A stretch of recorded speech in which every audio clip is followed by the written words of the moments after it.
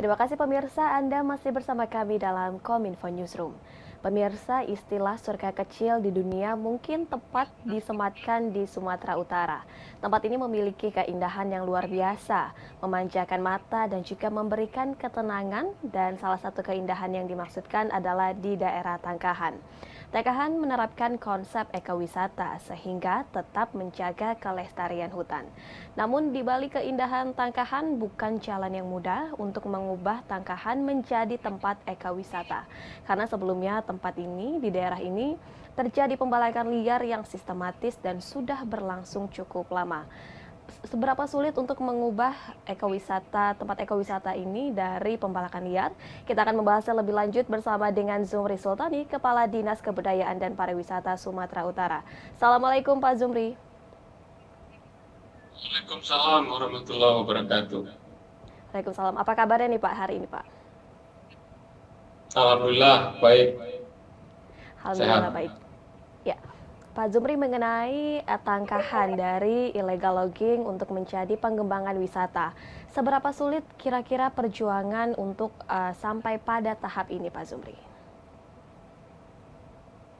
Jadi terkait dari perjuangan ini, saya memang mendapatkan informasi dari teman-teman bahwa ini sudah berlangsung cukup lama ya. Eh, jadi perannya tidak hanya di pemerintah gitu, juga ada di teman-teman.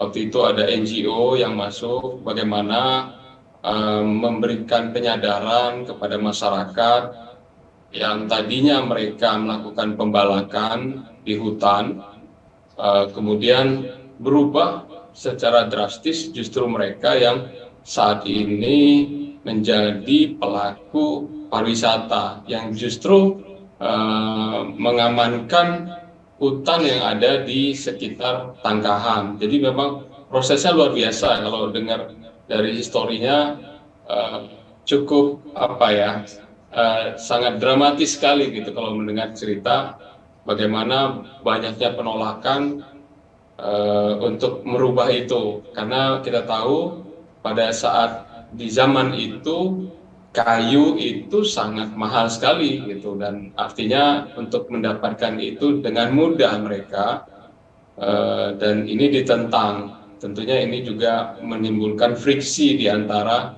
para penduduk yang ada di kawasan itu. Namun alhamdulillah akhirnya seiring waktu berjalan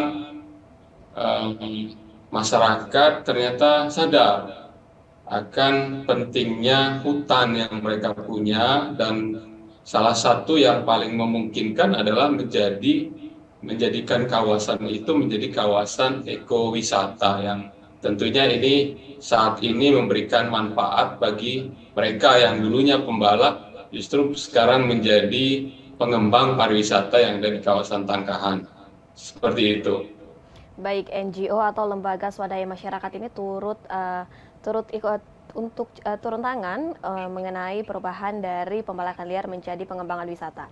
Bagaimana dengan peran pemerintah itu sendiri Pak Zumri? Apakah ditetapkan suatu sanksi apabila masih ada masyarakat yang melakukan illegal logging atau seperti apa?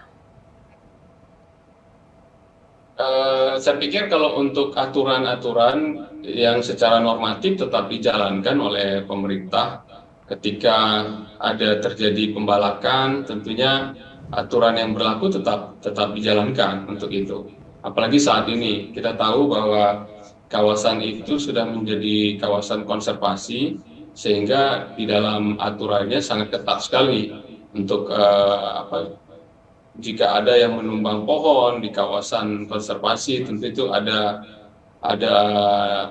hukuman yang memang sudah ada aturannya, dan itu tetap berjalan sampai saat ini. Dan alhamdulillah justru masyarakat yang marah kalau melihat itu terjadi. Jadi bukan lagi unsur pemerintah saja yang menjaga, justru masyarakat di sekitar kawasan itu yang juga ikut serta menjaga. Demikian. Baik, berarti semua pihak turut menjaga kelestarian hutan yang masih ada sampai saat ini. Kemudian, adakah rencana jangka panjang terhadap kawasan konservasi ini? apakah akan dikelola secara profesional dalam artian komersil demi menjaga lingkungan dan juga habitat hewan-hewan yang ada di kawasan hutan? Ya, pemerintah Provinsi Sumatera Utara saat ini sedang fokus membangun kawasan pariwisata di Kabupaten Langkat. Salah satunya adalah Tangkahan dan Bukit Lawang. Nah, khusus untuk Tangkahan ini, kita juga akan fokus membangun, dan saat ini kita berusaha untuk melebarkan kawasan yang saat ini dikuasai oleh PT PN terkait yang ditanam kelapa sawit. Artinya kita tidak mengganggu hutan, kita tidak mengganggu kawasan TNGL. Tapi yang kami meminta di sini adalah kita meminta pelepasan sedikit tanah yang saat ini dikuasai oleh PT Perkebunan Nusantara. Nah, harapannya ketika ini nanti sudah ada kepastian untuk pelepasan, ini sedang berproses. Pemerintah Provinsi Sumatera Utara saat ini sudah memproyeksikan beberapa kegiatan-kegiatan baik secara infrastruktur maupun sarana dan prasarana di kawasan Tangkahan. Contoh yang sekarang melalui Pak Gubernur dan Wakil Gubernur, ini jalan menuju Tangkahan sedang proses untuk perbaikan. Jadi mudah-mudahan ini dalam waktu yang tidak terlalu lama di tahun 2022 ini bisa terrealisasi sehingga pengunjung untuk menikmati Tangkahan itu dengan mudah bisa mencapai titik objek wisata yang memang menarik sekali di sana. Karena situasi alam yang masih sangat terjaga di Tangkahan itu. Dan pemerintah selain tadi infrastruktur juga membangun atau membuat event-event yang sifatnya menjaga alam gitu ya, menjaga kawasan Tangkahan itu. Ini fokus pemerintah di tahun 2022 hingga 2023 yang menjadi proyeksi Provinsi Sumatera Utara untuk kawasan ekowisata Tangkahan. Demikian, Mbak.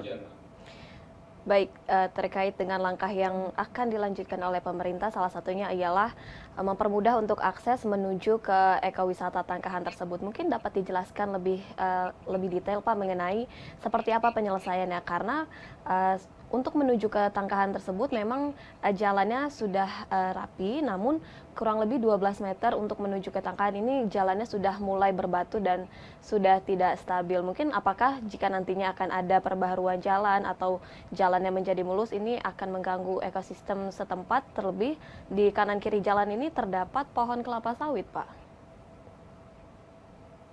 Ya, jadi kalau untuk jalan menuju ke Tangkahan itu kan di saat ini adalah kelapa sawit di kanan kiri.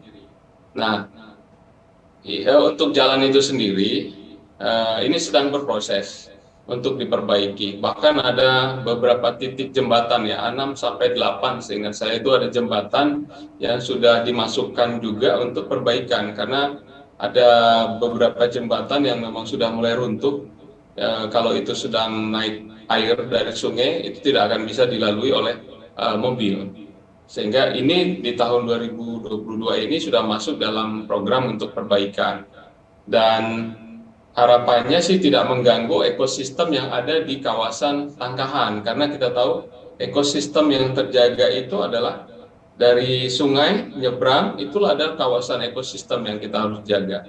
Jadi sebelum kita menyeberangi sungai itu adalah kawasan Tangkahan yang masih ditanami dengan kelapa sawit yang dikuasai oleh perusahaan perkebunan. Dan ini yang kita harapkan kita mendapat sedikit ya di situ untuk kita memberikan penguatan infrastruktur supaya lebih baik lagi untuk pengunjung. Sehingga pengunjung merasa nyaman nanti datang ke sana. Contoh tempat parkir, toilet yang bersih, kemudian kalau penjualan souvenir itu tidak menyeberang ke area hutan yang menjadi lahan konservasi. tapi tetap berada di kawasan di luar hutan konservasi. Seperti itu, Mbak. Baik, kemudian sejauh ini bagaimana Dinas Pariwisata Sumatera Utara melakukan promosi terhadap ekowisata yang ada seperti di Taman Nasional Gunung Leuser tersebut, Pak? Kami saat ini untuk lebih besar memang langkat, kami sebutnya langkat. Kami melakukannya kemarin ini sudah masuk ke Bukit Lawang terlebih dahulu. Jadi Bukit Lawang kita ada beberapa kali membuat event untuk kembali memperkenalkan kepada dunia, mengingatkan kembali ya kepada dunia, karena dia sebenarnya sudah dikenal dunia sejak lama, baik itu Bukit Lawang dan Tangkahan. Kita tahu Bukit Lawang terkenal dengan orang utan, kemudian di Tangkahan terkenal dengan gajah Sumatera. Dan ini menjadi satu kesatuan kita mempromosikan. Kita membuat event. Jadi event selain kita menggunakan media sosial yang kita laksanakan, kita kerjasama dengan Kabupaten Langkat juga di sini. Jadi tidak hanya dinas provinsi, dan kami berkolaborasi. Tidak juga hanya dinas pariwisata. Kami saat ini sesuai arahan Pak Gubernur dan Wakil Gubernur, para dinas ini sekarang sedang bergabung gitu, berkolaborasi bagaimana membangun kawasan desa wisatanya. Jadi kawasan desa wisata itu harus dibangun yang ada di sekitar Tangkahan dan Bukit Lawang. Dan kami sudah punya program-programnya untuk kita menyiapkan contoh dari UMKM, apa keunggulan yang ada di kawasan Tangkahan khususnya di desa wisata. Jadi di desa wisata Tangkahan dan Bukit Lawang ternyata memiliki keunggulan yang berbeda-beda. Nah, ini yang kita naikkan dari sisi UKM-nya, kami masuk melalui Dinas Koperasi dan UKM, Dinas Perindustrian, supaya promosi keunggulan dari yang ada di kawasan itu juga kawasan penyangga, yaitu desa wisata di sekitar Tangkahan itu juga ikut terangkat. Jadi bukan hanya ekosistem Tangkahan, tapi yang ada di penyangganya yaitu desa wisata juga ikut terangkat ke atas, terpromosi dengan baik, dan pada akhirnya masyarakat juga akan mendapatkan impact atau multiplier effect dari akibat pariwisata itu. Jadi bukan hanya provinsi nanti yang menikmati, tapi justru kita mengharapkan masyarakat yang ada di kawasan Tangkahan, baik itu di kawasan penyangga tadi saya bilang desa wisata, justru mereka yang akan menikmatinya.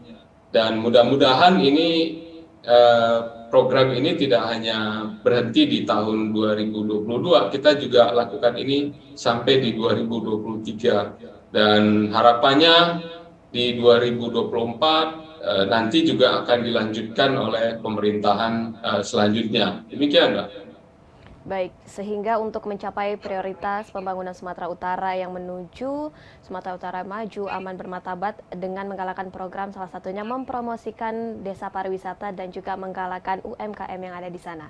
Terima kasih banyak Pak Zumri Sultani selaku Kepala Dinas Kebudayaan dan Pariwisata Sumatera Utara yang telah bergabung bersama kami.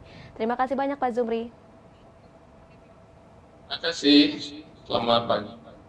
Ya, pemirsa, kami akan kembali dengan beragam informasi lainnya. Tetaplah bersama kami dalam Kominfo Newsroom.